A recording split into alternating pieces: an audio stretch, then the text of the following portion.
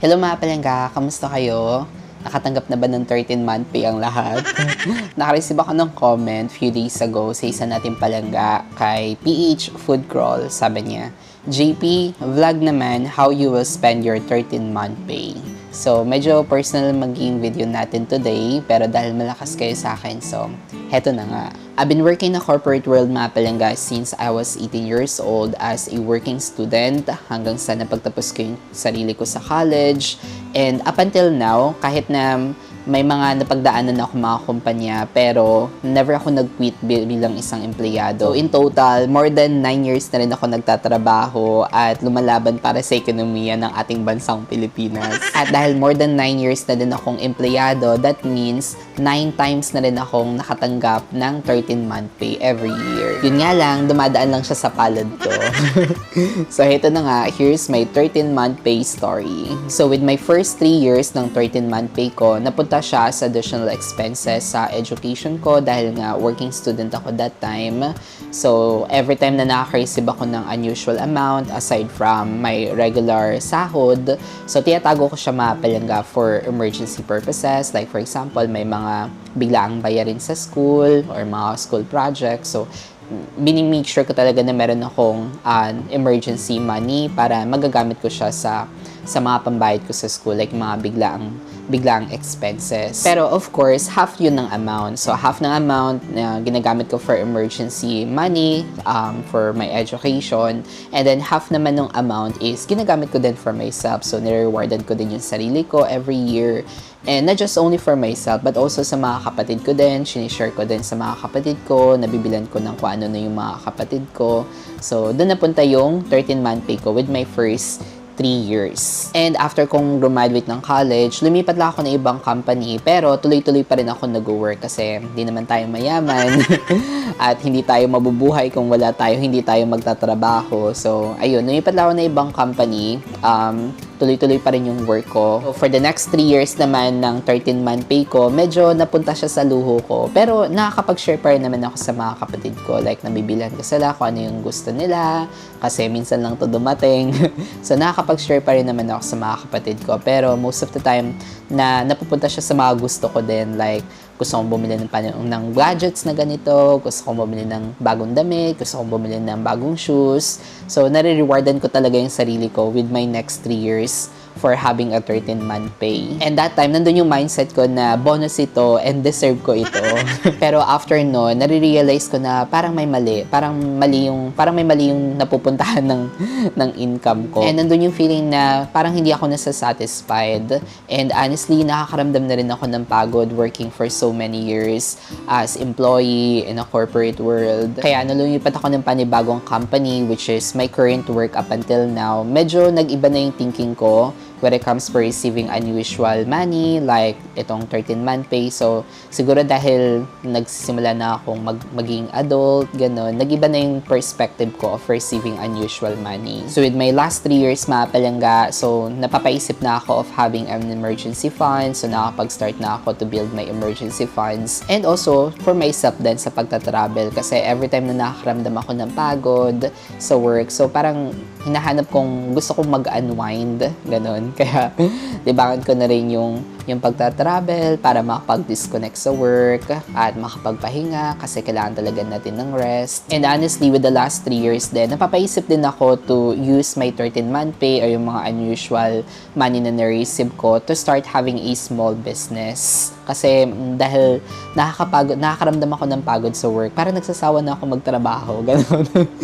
Parang gusto kong mag-start ng business, ganun. So, napapaisip na ako to invest.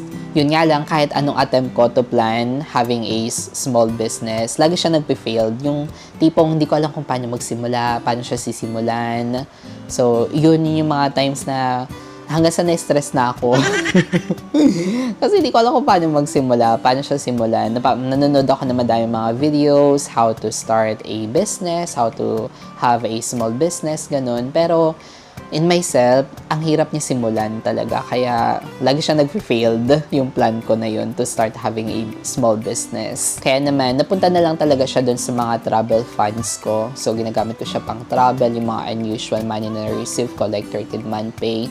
But the good thing din is, I was able to achieve din last year mga palangga yung more than 100k na milestone ko for emergency funds or my savings. So, nagagamit ko talaga yung 13-month pay to boost my savings para mapadali yung pag-achieve ko dun sa amount na gusto ko talaga with my savings. And when I hit my 100k milestone mga palangga, sobrang rewarding talaga siya. Like, yung tipong fulfilling yung nararamdaman ko. And sobrang happy talaga ako kasi using this 13-month pay, it helps me to boost para mapabilis yung pagsisave ko. Yun nga lang, this year, medyo masalimuot yung year 2024 ko kasi yung emergency funds ko na yun na 100k milestone is nawala na lang siya na parang bula when my Maya account got hacked. So, nawala lahat ng savings ko. And very frustrating talaga siya sa feeling kasi na-achieve mo na yung ganong amount pero nawala na lang siya na parang bula. So super frustrating.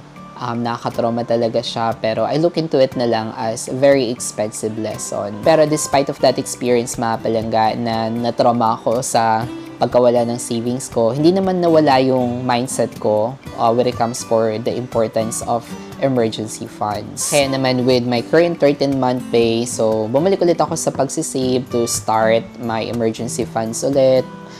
Balik ulit ako sa simula.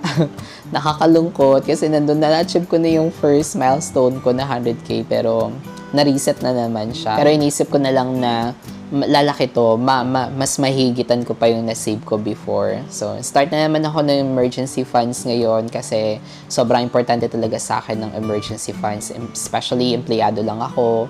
Maasa lang ako sa most of my income. Inaasa ko lang talaga sa sahod ko. Kaya, ang hirap ng mawalan ng emergency funds. So, half of my 13-month pay napunta siya sa pagbuboost ng savings ko and to start my emergency funds ulit. And half of my 13-month pay naman is napunta siya on what truly matters, especially with my family. So, nabilan ko ng bagong phone yung mom ko. So, very fulfilling for me na nakikita kong masaya yung mama ko. So, ayun, on what really truly matters. So, doon napunta yung half ng amount ng 13-month pay ko. And speaking of emergency funds, mga palangga, ginawan ko pala siya ng video before about how to start and build an emergency funds and also yung importance ng emergency funds. Kaya, hindi talaga nawala sa mindset ko yung importance ng emergency funds kasi dahil empleyado nga lang talaga ako, maasa lang ako sa most of my income, naasa ko talaga sa sahod ko na na-receive every month. Ang hirap na mawalan talaga ng income kasi yung bills, unlimited yan. Every month dumadating yung bills, kuryente, mortgage, water, di ba? Ang dami mga expenses monthly. So, ang hirap na mawalan ka pag nawalan ka ng trabaho. So, saan ka pupulot ng pera? So, ayun, kaya very important talaga sa akin to have an emergency funds. So, doon napunta yung 13-month pay ko. Pero kung kayo mga palangga, kung pinag-iisipan nyo pa kung saan nyo gagamitin yung 13th month pay nyo, I do have 3 suggestions or 3 recommendations for you. So, number 1 mga palangga is clear your utang. So, kung may utang kayo mga palangga, ito na yung pagkakataon mo or having this unusual money like 13-month pay or bonus, gamitin na natin siya mga palangga para bayaran yung mga utang natin. Kasi financial responsibility natin yun. At kapag na-clear natin yung utang, magkakaroon tayo ng peace of mind. Additional peace of mind yun sa atin na wala na tayong iniisip na bayarin. And also, makakatulong din siya para makapagsimula tayo for our next financial goal. And number 2, emergency funds. So, kung wala ka pa ring emergency funds at katulad ko, umaasa lang tayo sa ating sinasahod every month. So, much better na magsimula na tayo mag-build ng ating emergency funds para in case na something happens, may mangyaring hindi naman maganda, hindi natin inaasahan, 'di ba? So, meron tayong backup, hindi tayo mawawalan ng pera para sa mga unlimited bills natin every month. And number 3, hindi man ako financial advisor, pero naiisip ko, I suggest to start an investment. So kung meron na kayong emergency funds mga palangga, so maybe it's time for you na to grow our money, yung mga unusual money na na-receive natin like 13-month pay. However, sa pangatlo na ito mga palangga, kailangan natin mag-ingat kasi medyo risky itong investment na to kasi hindi natin sure kung mag-workout ba tong investment natin or mag-fail ba siya. So, medyo risky siya.